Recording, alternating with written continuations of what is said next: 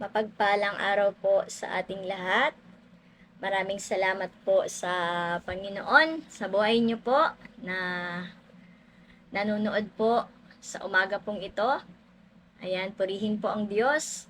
Kumusta po kayo? Ayan, salamat po sa Panginoon. Ano po, na tayo po ay muling binigyan ng pagkakataon ng Panginoon na nig ng salita ng Diyos sa umagang ito. At bago nga po natin basahin ang salita ng Diyos, tayo po ay manalangin.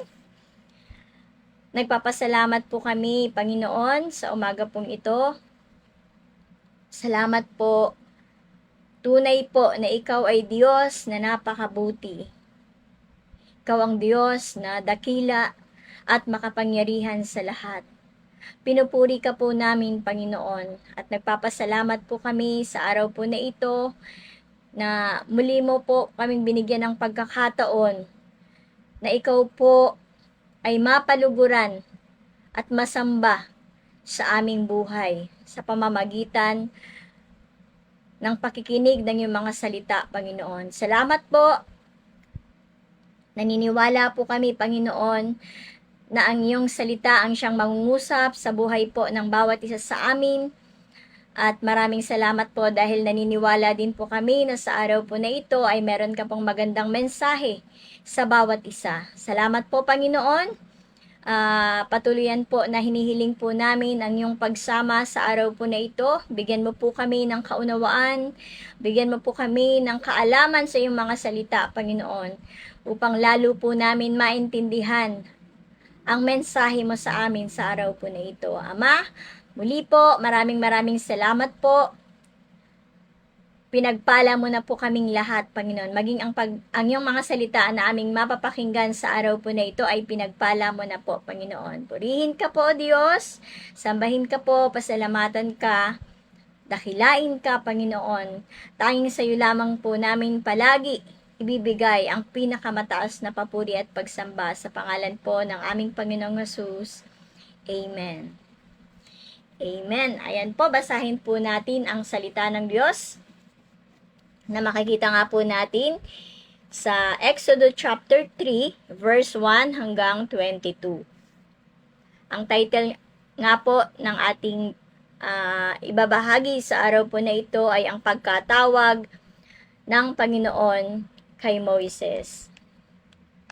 Ayan, sabi po sa verse 1, samantala habang nagpapastol si Moses ng kawan ng biyanan niyang si Jethro na pari sa Midian, itinawid niya ang kawan sa gawing kanluran ng disyerto at nakarating siya sa Sinai, ang bundok ng Diyos.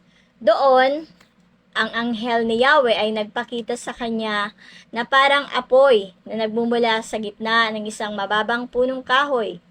Kitang-kita ni Moses na nagliliyab ang puno ngunit hindi nasusunog.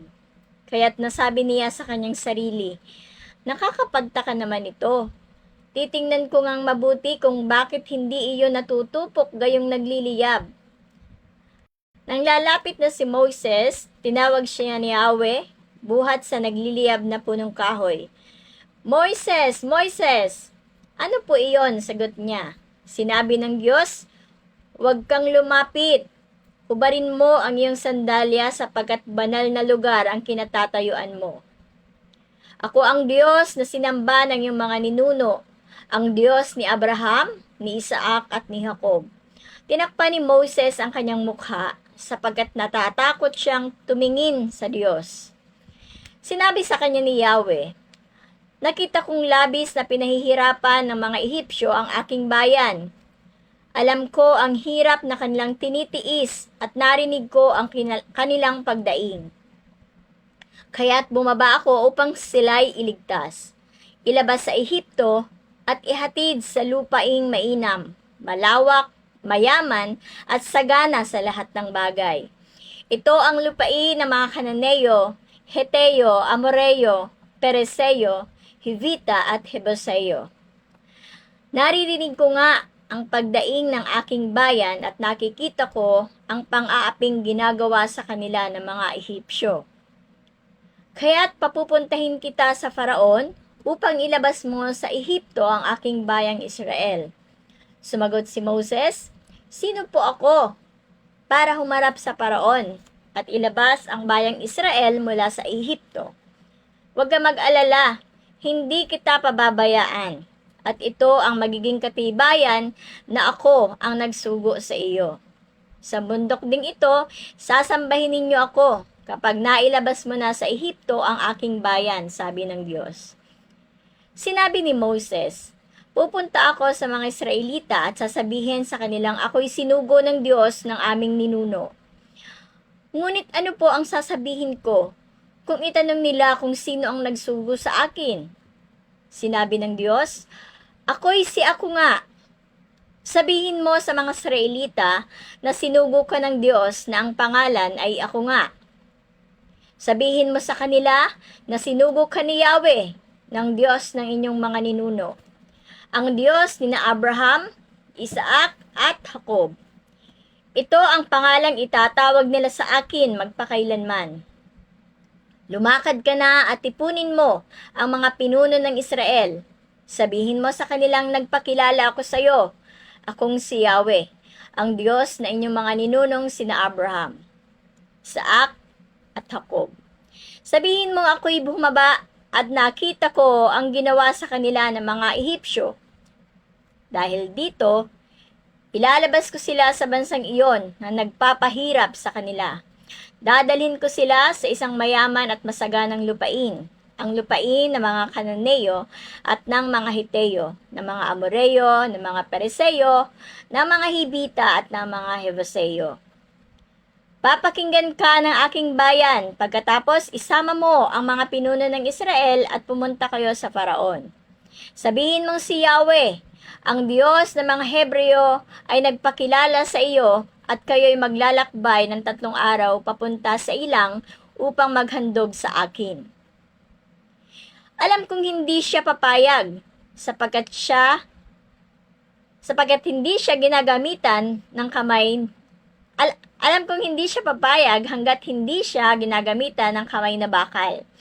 Kaya't paparusahan ko ang buong Ehipto sa pamamagitan ng mga kababalaghan. Pagkatapos, papayagan niya kayong umalis. Idinigtong pa ng Diyos,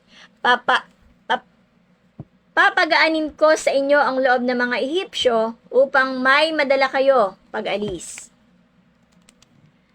Ang inyong mga kababaihan ay manghihingi ng damit, alahas na ginto o pilak sa kanilang mga Ehipsyong kapitbahay at sa sinumang Ehipsyong babaeng kasama nila sa bahay. Ipasusuot ninyo ang mga ito sa inyong mga anak sa ganitong paraan ay mapapasa inyo ang ari-arian ng mga Ehipsyo. Salamat sa Panginoon sa pagbabasa ng kanyang salita. Ayan, makikita nga po natin dito sa mga talata na binasa po natin na maraming gustong ipaintindi sa atin ng Panginoon. At kung maaalala nga po natin, si Moses po ay lumaki sa palasyo ng Faraon. Ngunit alam niya na siya ay tunay na Hebreo. At sa chapter na ito nga po natin makikita kung paano tinawag ng Panginoon si Moses. Ayun, isa po yun sa mensahe ng Panginoon ng Diyos sa talata pong ating binasa. So gusto ko pong mag-focus sa talatang ito kung paano tinawag ng Panginoon si Moses. Ayan. So, nabasa po natin na tinawag ng Panginoon si Moses sa kanyang pangalan. Tama po? At marami po tayong nabasa sa Biblia. Marami po tayong mababasa sa Biblia na lahat ng tinatawag ng Diyos ay tinatawag niya ayon sa kani-kanilang mga pangalan. So, ibig sabihin po, individually po ang pagkatawag sa atin ng Panginoon. Ibig sabihin po, ang bawat tinatawag niya ay binibigyan niya ng gagawin. Tama po? Lahat ng tinatawag ng Panginoon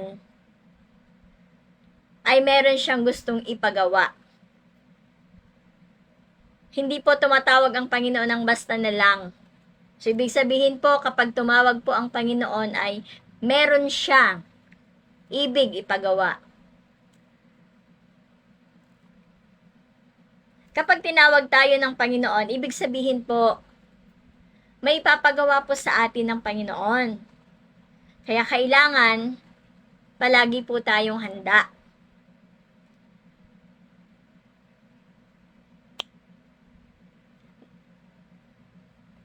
Naiintindihan ko po sa talatang ito na ating pinapag-aralan na kapag tinawag po tayo ng Panginoon at may ipinagawa siya sa atin, hindi niya po tayo basta na lang hahayaan. Hindi po ganun ang Diyos. Sasamahan po tayo ng Panginoon sa lahat po ng mga ipinapagawa niya po sa atin. Kaya wag po tayong matakot kapag po tayo po ay tinatawag po ng Panginoon. So nakita nga po natin sa talata pong ito, sa response po ni Moses sa Panginoon, nabasa po natin na nagtanong siya, Lord, bakit ako? Di ba? Minsan po, ganito po tayo. Ako po personally, isa pa ako sa Panginoon ng ganyan. Na alam ko tinatawag ako ng Panginoon, tapos nagtanong ako, Lord, bakit po ako? So parang inisip ko kasi mahirap. Inisip ko po kasi na kulang ang aking kakayahan, kulang ang aking kaalaman para magawa yung pinapagawa niya po sa akin. Pero naintindihan po natin dito sa talatang binasa po natin, pinaintindihan Panginoon na sinabi yung Moses na sasamahan kita. Ayan, tandaan po natin kapag sinabi po ng Diyos, po ang gagawin niya. Kaya sabi ko nga po kanina, kapag tinawag man hindi niya po tayo basta hahayaan doon sa bagawa niya po sa atin. Amen po? At yun nga po, habang pinapag-aralan ko nga po itong talatang ito ay nakita ko po yung sarili ko po. Kung gaano ako ka-unthankful sa Panginoon, dahil sa pagtatanong ko pala ng ganun sa Panginoon, ibig sabihin pala noon ay hindi ko pa talaga kilala ang Diyos. At kung ano siya sa buhay ko, kung ano yung kaya niyang gawin sa buhay ko, kung ano yung kaya niyang iparanas sa akin. At sa pagpapakilala ng Panginoon kay Moses, naintindihan ko po kung gaano kadakila ang Panginoon. At kung gaano siya kamakapangyarihan. Tunay po na walang hindi kayang gawin ng Diyos. Totoo po yun. At maraming beses niya na yun pinakita at pinatunayan sa mga Israelita. Maging kay Moses at sa atin. Tama po? Maraming beses na po. Yun po ang katotohanan. So marami nang ipinakitang ginawa ang Diyos na pagpapakilala na siya ang Diyos na makapangyarihan sa lahat. Walang hindi siya kayang gawin. At kapag sinabi niya, hindi pwedeng hindi niya po yun gagawin. Kaya at sa pagkakataong ito nga po, muli pong nagpakilala ang Diyos kay Moses. Tama po ba? Sa talatang binasa po natin, muli pong nagpakilala ang Panginoon kay Moses.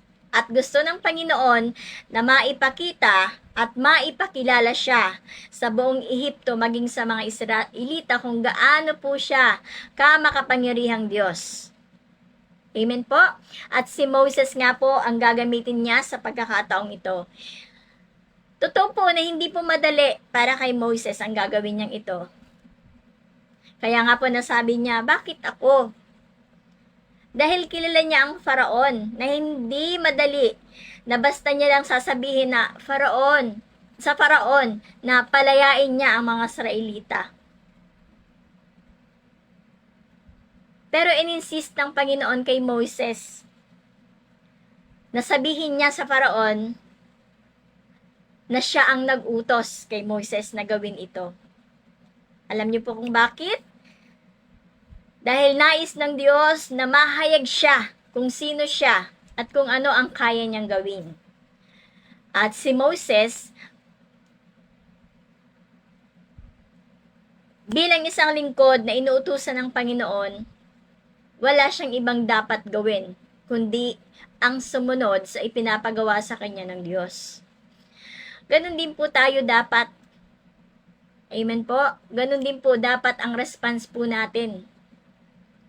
Kung kilala natin ang Diyos na nag-uutos sa atin, kahit gaano pa ito kahirap, wala po tayong ibang dapat gawin kundi po ang sumunod sa Panginoon. Isipin natin palagi na kasama natin ang Diyos at tutulungan niya po tayo sa lahat ng ating mga gagawin. Dahil yun naman po talaga ang ipinangako ng Panginoon sa bawat isang nagmamahal sa Kanya. Amen po. Kapag mahal natin ang Diyos, tutulungan tayo ng Panginoon. Kung maaalala niyo po sa lahat po ng mga nagdaang pag-aaral natin ng salita ng Diyos, nagpapakilala po ang Diyos kung gaano po siya kabuti sa kanyang mga anak na nagmamahal sa Kanya. At hindi pwedeng hindi tutulungan ng Panginoon ang kanyang mga anak. Hindi pwedeng hindi niya papagtagumpayin ang kanyang mga anak sa anumang sitwasyon na pinapahintulot niya na maranasan ng bawat isa sa atin, ng bawat isang anak ng Diyos.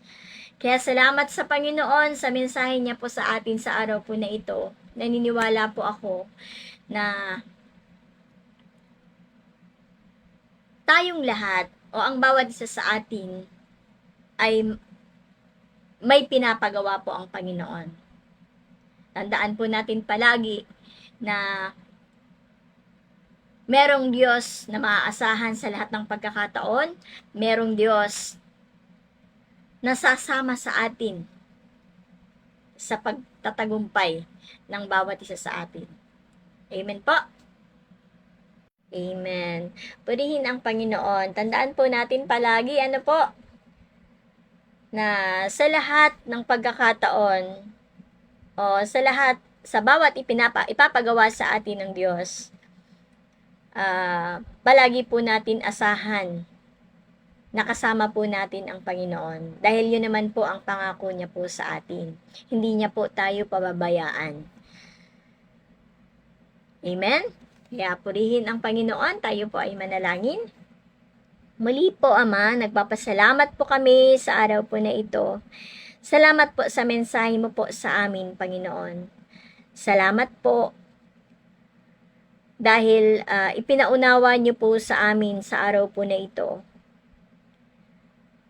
na kapag kami po ay inyong tinawag, kami po ay hindi mo po pababayaan.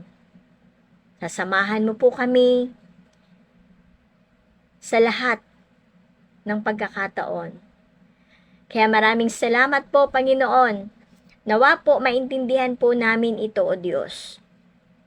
Alalahanin namin palagi yung mga pangako mo sa amin na kami po ay patuloyan niyo pong sasamahan at hindi mo po kami pababayaan sa lahat ng gagawin po namin. Sa lahat, sa bawat pagsulooban mo, Panginoon. Kaya sa mensahe ng iyong mga salita, tulungan mo po kami na maisapamuhay po namin ito, Panginoon. Nawa po na pagpala ang mga nakapakinig ng iyong mensahe sa araw po na ito. Tulungan mo po kaming lahat, Panginoon, na maintindihan po namin, maunawaan namin kung gaano ka kabuti sa buhay po namin. Kung gaano ka kadakila, kung gaano ka makapangyarihan, Panginoon. Tulungan mo po kami, O Diyos, na maunawaan kung sino ka pong talaga sa aming buhay. Ama, salamat po na pinagpala mo na po ang iyong mga anak na nagsisikap na makasunod sa kalooban mo, Panginoon. Maging ang mga anak mo na nakapakinig ng mensahe mo po sa araw po na ito. Salamat po na pinagpala mo na po kaming lahat, Panginoon. O purihin ka, O Diyos. Palagi po, tanging sa iyo lamang po namin ibinibigay ang pinakamataas na papuri, ang pagsamba, ang pagdakila at pagluwalhati. Sa iyo lamang po namin ito ibinibigay, Panginoon. At nagpapasalamat po kami sa buhay po ng bawat isa. Maging sa sino man po na nangangailangan ng kagalingan sa araw po na ito, Panginoon, katugunan sa lahat ng mga dalangin. Pinagpapasalamat na po namin ito sa iyo, O Diyos. Dahil naniniwala po kami, Panginoon, na kapag kami ay nagtiwala sa iyo, hindi mo kami bibiguin. Kaya purihin ka, Panginoon. Patuloyan po na sa iyo lamang po kami umaasa at nagtitiwala. At palagi din po sa iyo lamang po namin ibibigay ang pinakamataas na papuri at pagsamba at pagluwalhati ay sa dakilang pangalan mo, Panginoon. Kaya salamat po, purihin ka, Panginoon, sambahin ka at pasalamatan ka sa pangalan ni Jesus. Ito po ang aming dalangin. Ang lahat po ay magsabi ng Amen. Amen. Maraming salamat po.